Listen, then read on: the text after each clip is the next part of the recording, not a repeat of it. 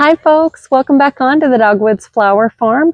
With summer here and it really heating up, I thought this would be the best opportunity to talk about why in the state of Texas it's so important to water your foundation.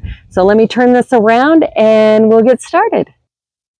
So I want to show you here, we have a soaker hose running the entire perimeter of our house, and the reason that we do this is in the state of Texas, the ground shifts so much. You have to keep your water on and your foundation moist. Otherwise, your house will start to shift. So let me show you.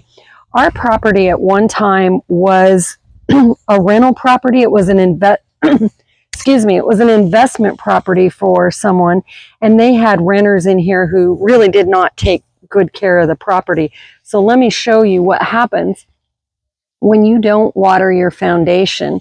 So you can see we've got some pretty serious cracks here. Now, we have had foundation work done on this property when we first moved in. We've had extra pillars or whatever they're called. We've had extra things added and had it leveled out. We will be pulling off all of this brick. It's old brick, and we've done some work to the back of it where we've cut out windows and doors, and this brick actually, they don't make it anymore, so we can't replace it. So we're just going to pull it all off. It doesn't look great anyway. You can see these here is where those trumpet vines were growing up on the side of the house. In fact, when we first bought this house, you couldn't even see the house. It was so covered in vines. Like I said, the people just did not take care of it. So, we're just going to pull that all off and do a siding, a really nice siding. So, since we're talking about water, this right here is our wellhead. And we do have hard water here. So we wanted to save on our appliances, our dishwasher, our washer, and even the ice maker in the refrigerator. We wanted to save the wear and tear on that, so we added a water softener, which is great for the appliances and your clothes and your skin.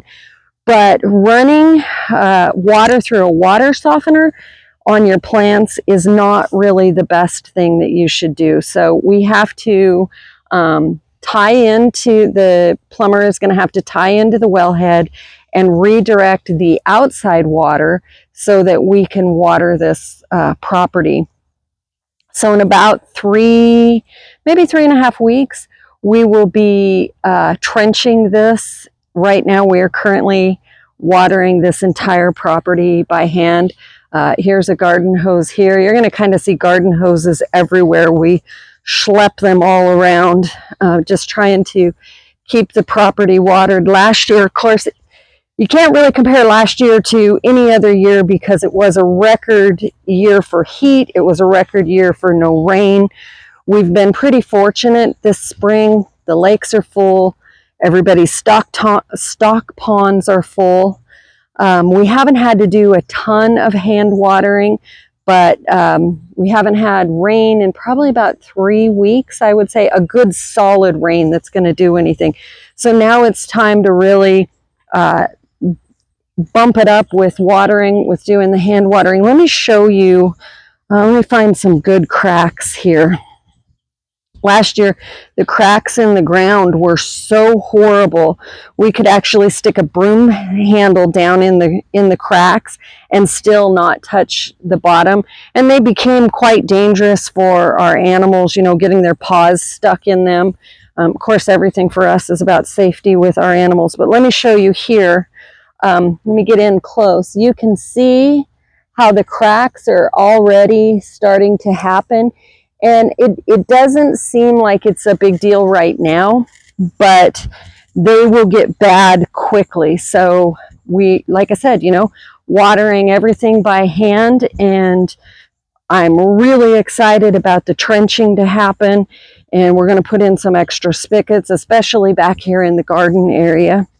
But the reason I'm walking back here to the garden area is because I wanted to check in on this sunflower. We've had so much fun watching this crazy thing At last time it was measured, it was over 11 feet. I mean, it's probably grown, I don't know, another 1.5 feet perhaps since the last time we measured. But look at that. It's finally got a flower head on it. So the sunflowers have been so fun to watch. We've really enjoyed them, and we feel like we need more of them in our lives. So I can see us, of course, you know, we've got the room to do it.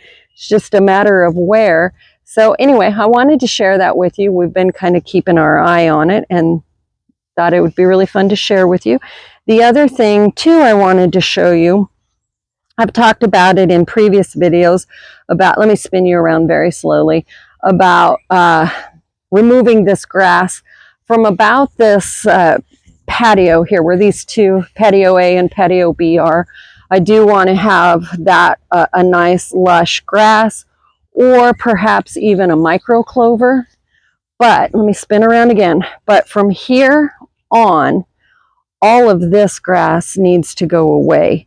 So, you know, when we trench, then we'll start putting some drains in and working more seriously on that. However, in the interim, before that happens, Chad's going to come out here and spray some 30% vinegar to get rid of all of this grass, because let me show you what is popping up leaps and bounds in this. So let me get a good patch of it so I can show you. There it is. We have it here, here. I mean, it's just really, in fact, I'm in flip-flops, so I don't want to go too much further in, but you can see that is stinging nettles. And if you've ever gotten into the stinging nettles before, it takes one time to get into it, and you remember what it looks like, and you know to stay away from it. So spraying with the vinegar is very high on the priority list this weekend. And yeah, I just wanted to share that with you. So I know I always forget, I should ask in the beginning of the video, please remember to subscribe and hit the like button. It helps my channel out immensely. But thank you all for tuning in each day as I begin this new journey of video blogging. Y'all have a great day.